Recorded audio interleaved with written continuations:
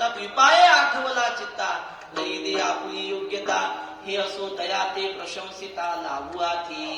त्या निमित्ताने मला ज्ञानोबारायांचं स्मरण होईल, तुकोबारायांचं स्मरण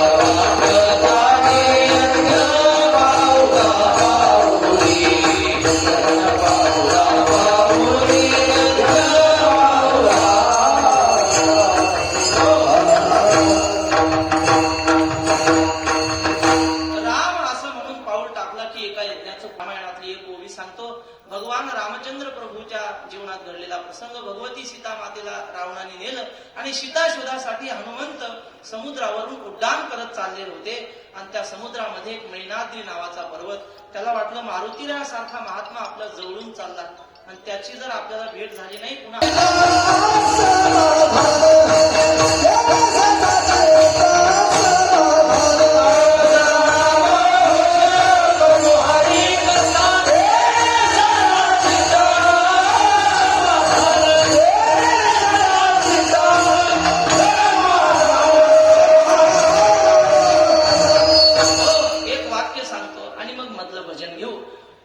असं म्हणतात की आपण देवाचं नामस्मरण करत काम केलं की थकवा येत नाही. तुकोबारायांचं सुद्धा प्रमाण आहे, कामामध्ये काय असो तेव्हा भगवंताचं नामस्मरण मुखामध्ये येईल. जर आपण संतांच्या संगतीत राहिलो तर सहज त्यांच्या ऐकता गोष्टी. तुकोबारायांनी आपल्यावर आशीर्वादाचा वर्षाव केला पाहिजे आणि तुकोबारायांना पुन्हा भंडाऱ्यावर यावं वाटलं पाहिजे. एवढ्या आनंदात भजन करायचं. विठोबा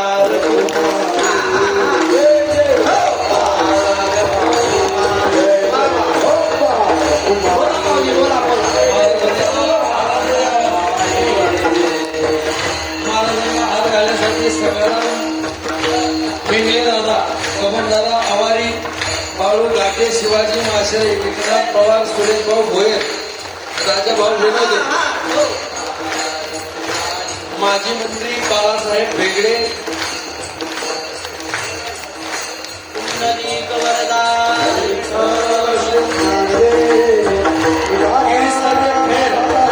यांनाही माझी विनंती, आपण सर्वांनी हार घालण्यासाठी वरती जायचंय. पंडित महाराज वरपे, गहू महाराज जाधव,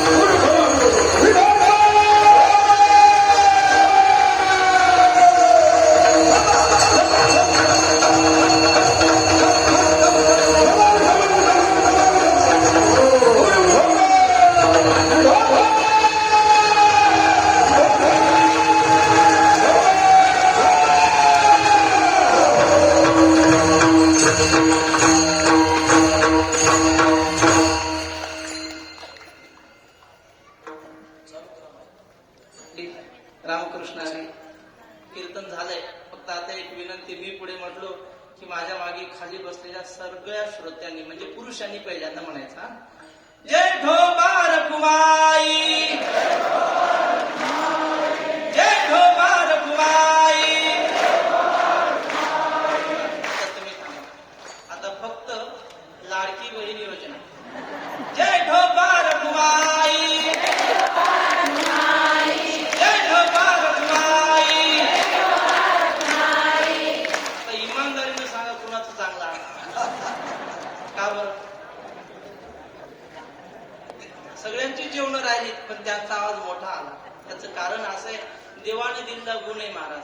मुंग्या चालायला लागल्या म्हणजे मुंग्या रांगेत बरोबर चालतात आणि मुंगळे कसे चालतात, मुंगळे कशीही चालतात, त्याचं काही धोरण नाही. तुम्ही खरं सांगा, आपण घरी राहिलो असतो गावाकडे आणि जीवनातले विषय घेण्यासाठी सुविधा घेण्यासाठी करोडो रुपये खर्चले असते तरी असा आनंद घरी येऊ शकतो का?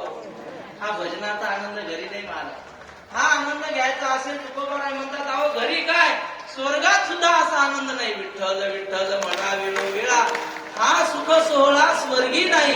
हा सुख सोहळा पाहिजे असेल तर आपल्याला जगद्गुरु तुकोबारायांच्या चरणाजवळ यावं लागेल आणि भंडाऱ्या डोंगराच्या सानिध्यात आलो तरच हा सुख सोहळा आपल्याला पाहता येईल. तुकोबारायांच्या एकनिष्ठ शिष्यांचा अभंग सेवेसाठी घेतलेला आहे. निळोबाराय देवाकडे मागतात, देवा पण एक घाट फारच अवघड आहे आणि तो घाट ओलांडणं सोपं नाही. त्याचं नाव आहे उमरा घाट. आहे का तुमच्याकडे? नाही.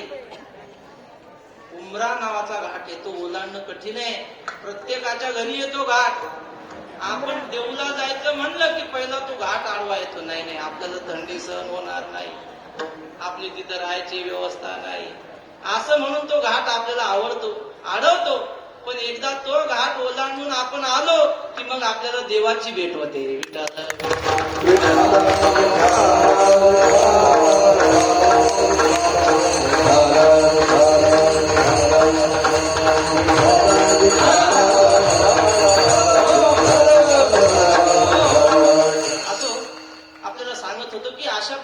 वैराग्य लागतं घर सोडून यायला. तुकोबाराय म्हणतात, संसारात दोन प्रकारची माणसं, एक पास झालेली, दुसरी नापास झालेली. नापास झालेली कोण? मरायला टेकला तरी आणखी एक बंगला बांधायचा विचार डोक्यात चालू